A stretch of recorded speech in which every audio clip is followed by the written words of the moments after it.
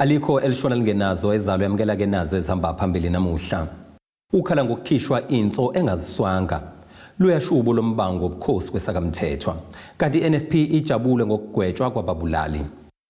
Izindaba ze1KZN TV zifundelwa uSiyabonga wakaduma nina bezulu edume esandlwane siyakhuleka. Ufuna izimpendulo wesilisa wasegama lakhe eqina Pawudo ogwini oluseningizimu nesifundazwe KwaZulu-Natal njengoba ethi wahlinzwa isibhedlela iPorchepstein bamkhipha inso yangakwesokudla ngaphandle kokumnika incazelo. Ulonwabo Mnyani oneminyaka engama-37 ubudala uthi wangeniswa kulesibhedlela kade egwazwe amathumbe ngaphandle bese ke bemhlinza bawabuyisela ngaphakathi nokuyilapha avuka khona insi ingekho esenesigubhu esibizwa phecelezwe nge-Elstomberg. Uthi udinga izimpendulo wesilisa wasegama lakhe eqina Pawudo ogwini oluseningizimu nesifundazwe njengoba ethi isibhedlela sasePorchepstein samhlinza kade limele kodwa kwamxaka ukuthi base bemkhipha inso yokwesokudla ngaphandle kokumchazela. Lona wesilisa uthi wagwaza amathumba aphumela ngaphandle wabe sedluliselwe isibhedlela bamhlinza bemlungisa wavuke ngasenayo inso eyodwa esefakwe nesikhwama esibizwa phecelezi ostomy bag. Ngangigwaziwe esiswini yabo kwicala la kwa right ukwazi wamshuthi ngaye ngaphuma amathumbu ngaphandle yabona. Ngithe mase ngifika esibhedlela bafike bangenza lento bangisetheater ngabangibuyisele wodini mase bengaba sengibuye etheater yabona kushuthi ngathi mangibheka ngabona okay bangithungile bangivulile enye operation ngaphambili la esiswini bavalile nangala bengilimele ngakhona. Iqhuba uthi babemthembisile ukuthi bazosikhipha lesikhwama umephola kumanje impilo imile akasebenzi futhi abantu sebemkhipha inyumbazana. Angithi ngisebenzisa istoma ngibuye kokuqala bengifakile istoma yabo into bebengangifakanga ngelanga lokuqala ngena ngalo ngelanga bengenza operation kokuqala yabona. Ngoku ngizoba nemibuzo enginayo ukuthi kungani le ntoza estoma bengangifakanga ngelanga lokuqala yabona. Yini elimaze inso yami ukuze ikhishwe yabona. Zonke izinto ezangiphendule kuzona yabona. Ngaphezulu into eyenzekayo abasasikhiphi manje ngo2024 manje yabo kusukela 2021 ngifakwe lento ngiphelelwa imisebenzi kwaye futhi kufanele ukuthi unengane encane usana nje oluncane yabona ngoba lento uyalala iyaqhuma ebhedini lelo ufuna ukuhlala wenze washing njalo mina nje sengiwumuntu ngaphuma ebantwini yabona. Lento awukwazi ukuhlala nabantu ukhululeke umuhleli nabantu lento kuyenzeka kanti lento seyivulekile yabo ubona abantu belo bethumisela emaceleni bonke abantu yabo kanti lelo iqhumile yabona. Uyalala ebhedini lento uyalala ulala right yabo ngeke uzukwazi uzicontrola mawulele yabona. Into enzeka uyavuka amasimba agcwele phezulu kwebhedi yabona. Yini lento iqhumile yabo. Bona ukuthi okay lento ke iyangikhathaza kakhulu. Ngibe senizocela ukubuza mina phi eclinic yabo angithi kwakuthwe kimi ke xa ngangiphuma kwathiwa mase kupholi operation le yabo ubuye uze esibhedlela yabo. Uthi kade egqiqe esibhedlela efuna izimpendulo kodwa akasizakali. Ngithe xa sengiqala ngithi ngiyabuya operation seyipholile ngafike ngatshela ukuthi siza kubiza yabona.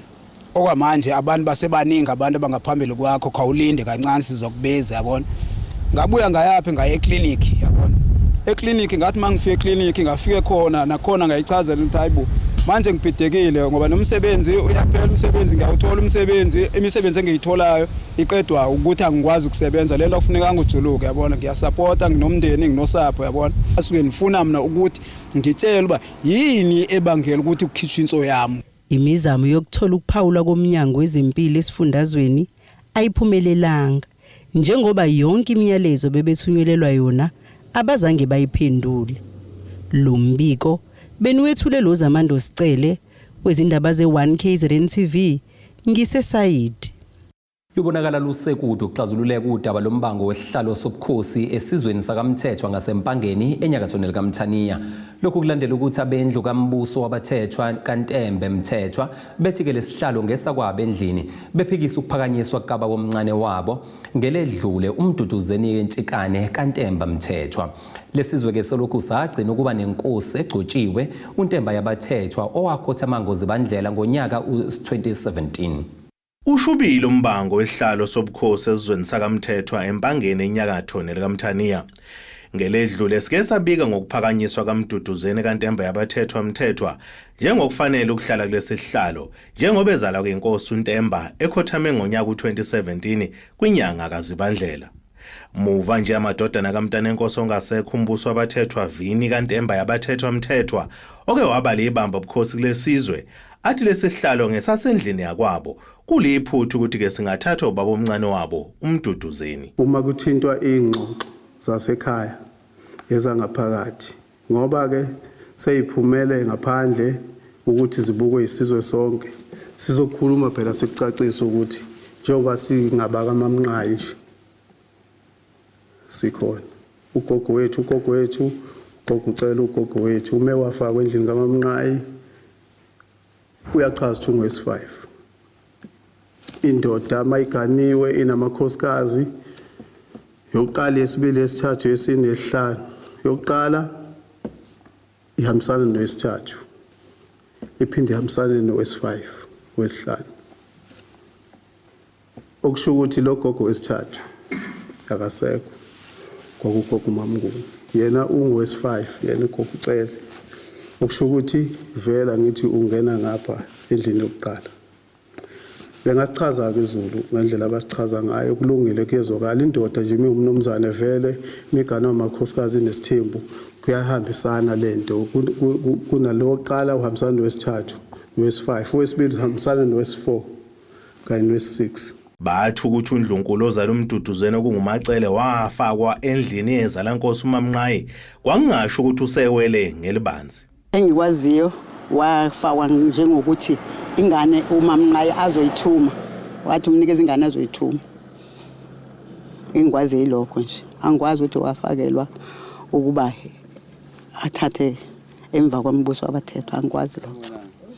Bengakaze ngikuzwe. Njengamanje into ebhlungu ileyo ukuthi umndeni manje sengathi akusekuhle kuthanda ukungiphatha kambi ke ngoba manje laba abantwana abaganiwe abadlu kaMamnqayi ba right ukuthi bangathatha indawo kababwabo ngokwami ba right angazi manje umamndeni ke lezinto ezihlanu ukuthi zona zithini ngoba ukhona lo ophethe izinto ezihlanu uJeremiah lo obambile kumashe nomunye owubaba futhi kuthina ngozalo ukhona futhi abantu abangakhuluma lezi indaba yibona Baveze nokuthi umbango ngalesihlalo iwona owaphazanyisa ukugcotshwa kwehlalweni kukambuso wabathethwa. Kunamakhaya ahlukene emndenini maningi phinde futhi kulamakhaya vele kuba nezindlu zibe u5 izindlu mazi u5 zinosihlalo bazo izindlu phinde kube nosihlalo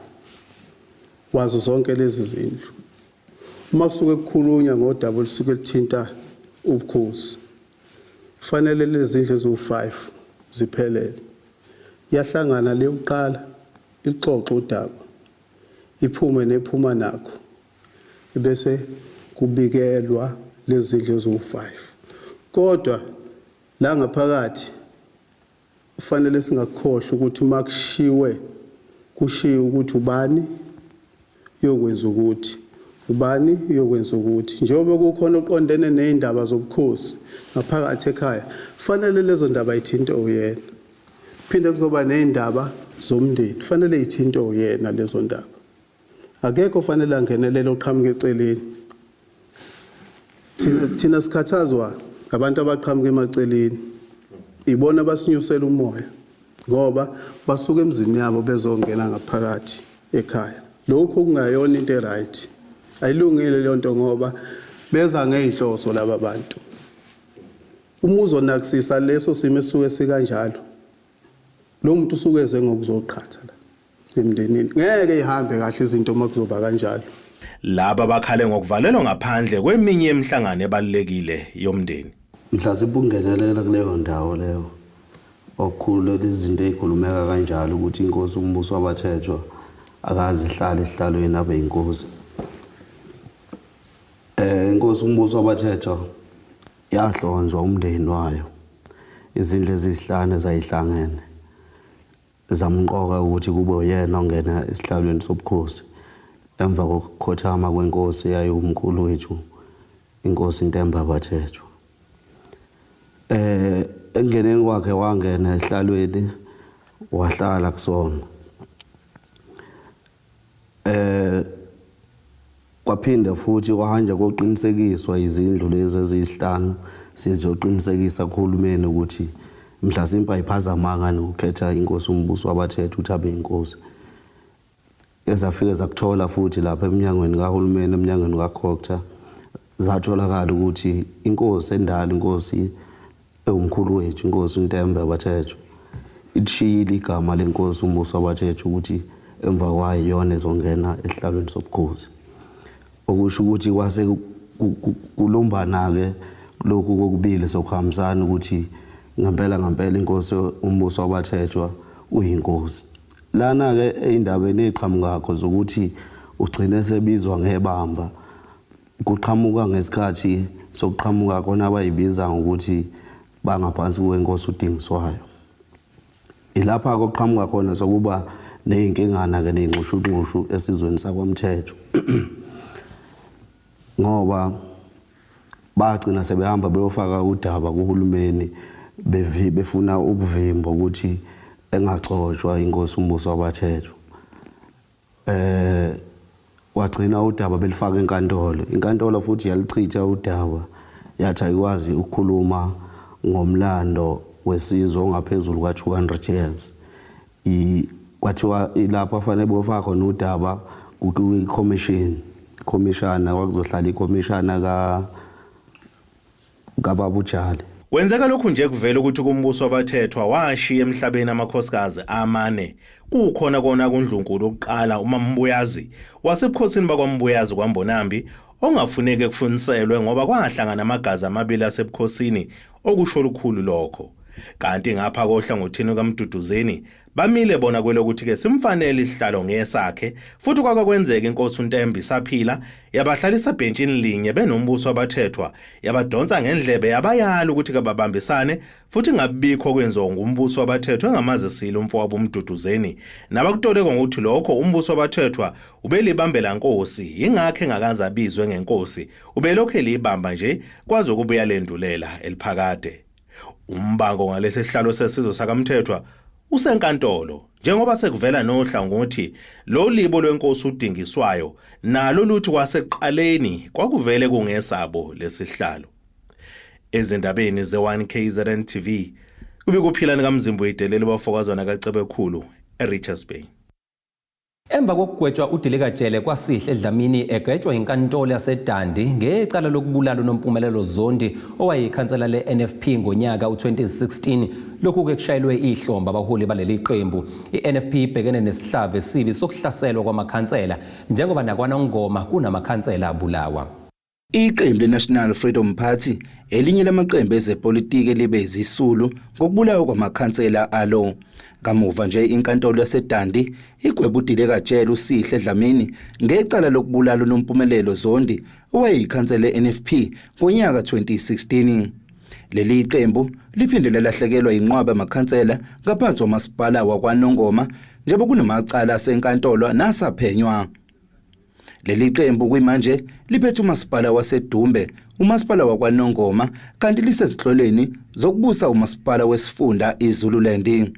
Iphinde yaba umbeki wenkosi kuhulumeni wobambiswano esifundazweni kwaZulu-Natal njengoba likwazile ukuthola isihlalo esisodwa.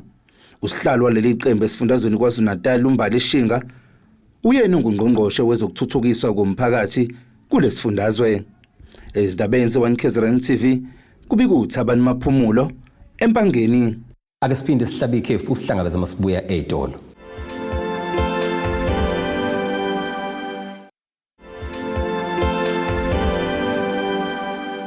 Asikubingelele siphinde sikwamukele mongabe usanda kubukela izihloko zezindaba zethu nazi zihamba phambili namhlanje.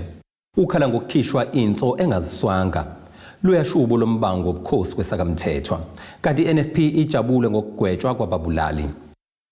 Abasebenzi begaraji la petrol eDube Village eNanda elashiswa ngesikhathi kucekelwa phansi izitolo ngoJuly ngonyaka u2021 bathi yizeke sebabuyiselwe emsebenzini eminyakeni emibili edlule kepha ke kusenzima ukuqeda izikweleti ababhekana nazo ngesikhathi ke besamisiwe emsebenzini. Labasebenzi basho lokhu bekhuluma neziko lezindaba njengoba ke kuphela iminyaka emithathu kwenzeka lezi zigameko. Leli igaraji lika petrol eDube Village Nanda elashiswa ngesikhathi kudatshwa ezitolo ngoJuly wango-2022. Leli garaji liphinde lavulwa kabusha kanti isimo salo sesibukwe kasi kanje. Kuleli garaji kwavaleleka phakathi abasebenzi ngesikhathi ngeniskila mkhuba zafuna ukubabulala ngoba zithi ifuna imali. Owakwazi ukubatakula uyachaza. Ngingene mangena bese ngingena ngemnyango ngovali bese ngibajikisa bonke laba bomphakathi abalandelayo. Babalane bangakhi nami siyazi into ezosiza njengamanje. Ngicela vele nikhumule i-uniform noma niphendukezele ikipa ngoba bagqoka ikipa uma Friday noma kwama weekend abagqoki like uniform ephelele kanje kuyenzeka bagqoke mhlawumbe ikipa occasion nani. So akenzama ukuyifihla at least ingabonakali ngoba ngase ngikwazi ukungena ngaphakathi nganalo futhi ithemba lokuthi hayi ngizokwazi ukuphuma nabo ngingaphazanyiswa lutho nangempela ngaphuma nabo samanje la eceleni sabalana nabo sasothi khona sebebalekile akade bekhona abanye ade besebenza eminyango uma ngibafonela isebebalekile basemakubo. Omunye wabasebenzi uthi namanje akayikholwa into ayibona ngesikhathi sekushile. Uzokulutha kwenzeka ebusuku le yokushisa into eyenzeka ekseni ngabo 4. Hayi kucaca ukuthi shuthi kuyashaya ke kubese kuthi ekseni angazi ngangiyaphi bese ngithi ake ngiyodlula emsebenzini. Mangithi ngiyadlula la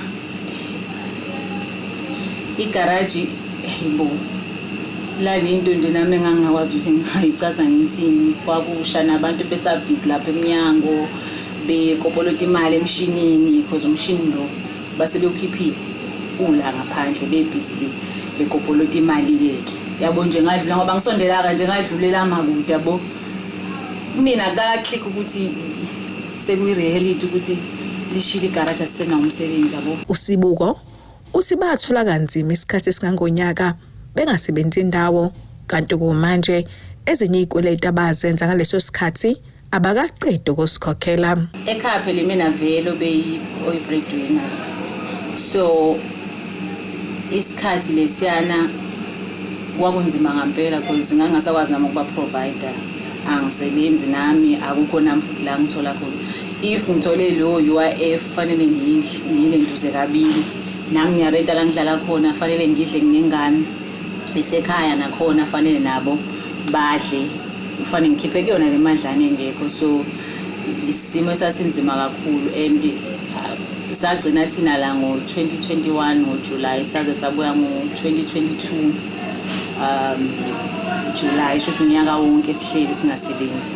Sibe sesixoxisana nomphathi lamagaraji njengoba ngalona leli kuphela elalimala. Kwakuyisikhathi esinzima umonakalo wabakhona wabamkhulu kakhulu waba izigidi ezingaphezulu ka40 wamarandi ukuthi kulungiswa yonke into kuwo wonke amagaraji ayeka 40 million. Yes.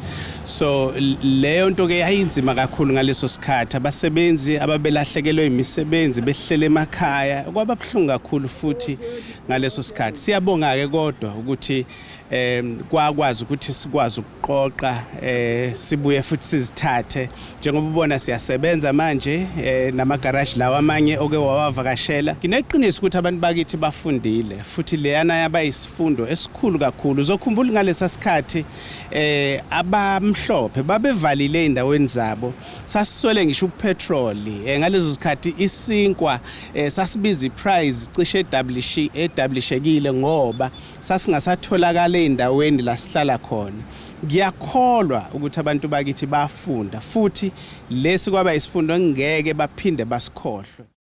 I-Biker Charity okuyinhlangano yabashayeli bezithuthuthu yadlulisele ngokusemthethweni indlu eselungiswe kabusha emndenini waseMzingazi ngaphansi kamasipala uMfolozi enyakatho nelikaMthaniya ngenhloso yokulekelela labo abaswele. Lokhu kuyindlela yokubuyisela emphakathini yangakubo ukuze ke kusizakala abaswele abangenawo amandla okuzisiza. Inhlangano bezithuthuthu iBikers Against Poverty yadlulisele ngokusemthethweni indlu emndenini kaMyeni ethuthukane kwaMbonambi lo mndeni unamalunga ngama-23 obuhlala endlini eyodwa ndawonye. Ukunikelelwa kwabo ngalendlu kuzoba lusizo olukhulu njengoba sebezokwazi ukuthi babe nendlu esesimeni futhi ke bengambondelani egunjini elilodwa. Sizizwa sijabule kakhulu lokhu kujabula kuthu ongaphakathi kusuke senhlizweni yethu kusuke ngaphakathi ekujuleni benhliziyo zethu ngoba sizobe siyaqala ukuba nento enhle selokhu nje sabakhona silala emkhukhwini silala kuwe sebaningi kumele sipintshane yonke into senza kulendlu le kade futhi lendlu ibhedi binenkinga yathayela njengamanje ngoba isi right ke sesiyajabula kakhulu and okunye sithanda ukubonga nangu sisi ubuhle uyena fanele simbonga kakhulu umuntu osizile okwazi ukuthi sisukumele phezulu uma kuvela izinto ezikanje ngoba thina bese ngasothatha enihlanganise nayo siphilela ngemali yeqolo nakhona ihole zonke futhi ingane. iBikers Against Poverty inhlanganisela abanikazi besithuthuthu abaqhamuka ezindaweni ezahlukene baqhamuka nombono ukuthi lokho okuncane abakutholayo besize umphakathi. So kuyinto siyayenze nje in every 2 months siyahlanganise okuncane sikuhlanganisayo from our own pockets sisize imndeni sibuke imndeni la okusuke khona sibona ukuthi isimo sakhona sibi ngendlela ukuthi abana anything engabasiza makuphela inyanga bese ke siyabasiza. So nalapha ke ukhona umunye usisi ekuthubuhle wamhlonge sisebenza naye owabona lo mndeni waseke ecela ukuthi masingakwazi nikwelula isandla safika ke sazobuka impela sabona isimo sakhona bahlala bawu19 ekhaya bahlala endlini eyodwa. So sase siyabona ukuthi ikuphi esingakwenza njengoba sesizama ukuthi hayi asibazamela ukuthi sibaluze imali endlu ayikade yakhe yodwa siyamosheka sayiqala phansi ke sayenza le e3 room then bazokwazi ukuthi babe sendlini ke manje edecent.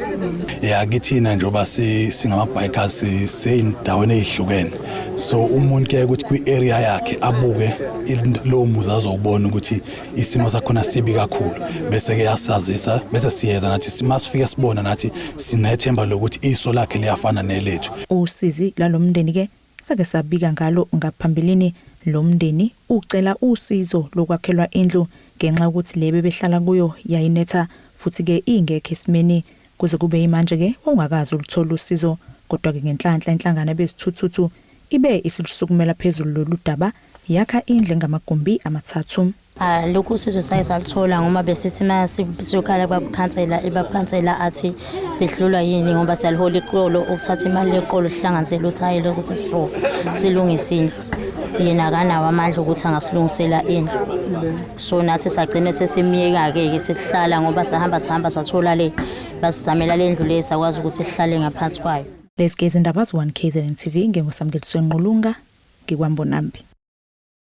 Isikole samabanga phezulu iMthengeni esizinze eMandeni esigodini sasenkunzempunga kwad 16 siphephukelwe uphahla lwesikole ngenxa yesiphepho ebesinamandla ehlasele kuzosa ke ukuba usuku langolesithathu ukudaleka ke kwalesiphepho esinamandla akusiphazamisanga ke isimo sokufunda kanye nokufundisa esikoleni kanti ke ukuphephuka kwalolu phahla lwesikole lwenze umonakalo ngesikhathi kuthinteka nesakhiwo sakamakhelwane owakhele eduze nalesikole.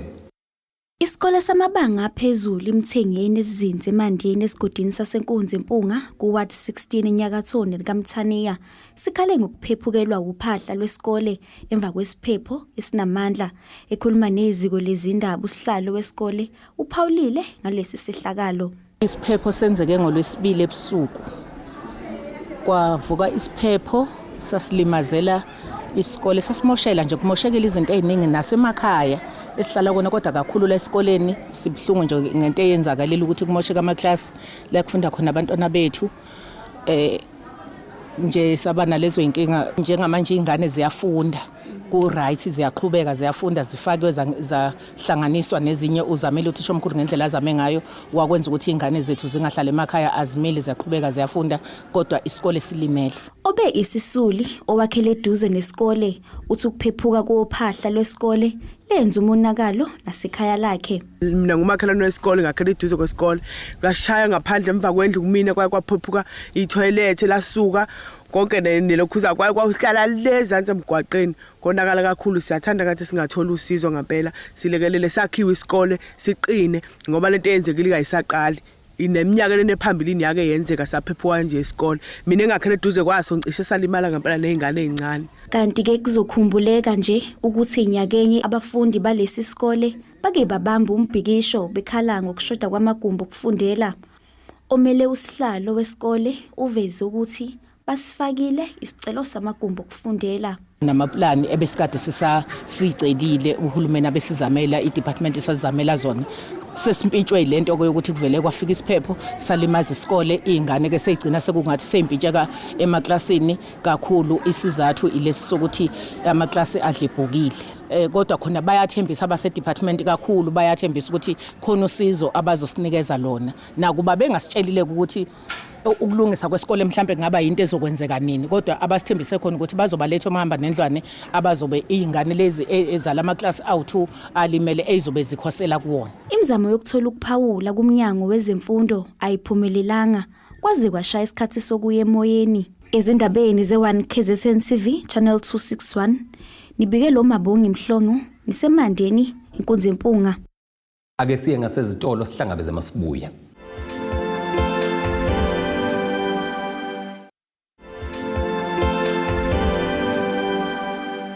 Asikubingelele siphinde sikwamukele KZN mokuthi usanda kubukela izindaba zethu nazi ihloko ezihamba phambili namuhla.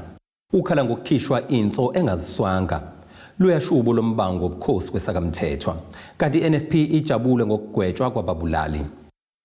Kuleli qophelo ke singena sijule engosini yezomnotho.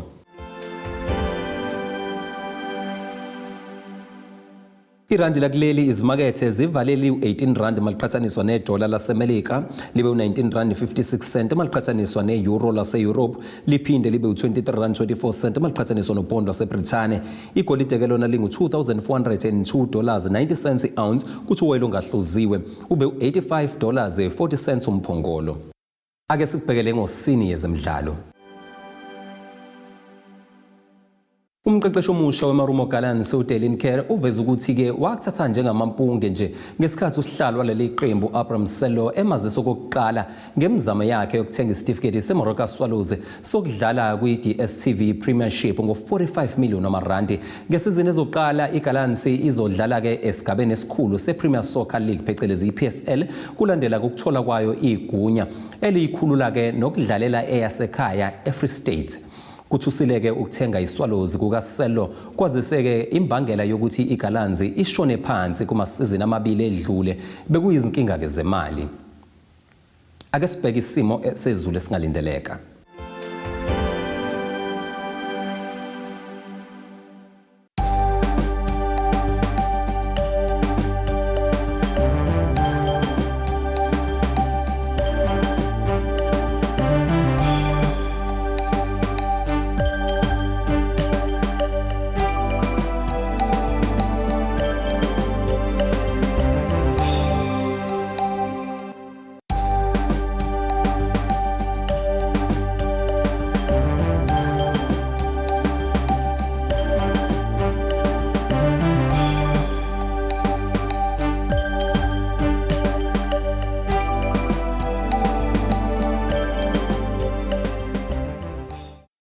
Ziyaguqa bese kuphathele zona namhlanje hlangabeze izithimba ngomsombuluko ngesikhathi esifanayo.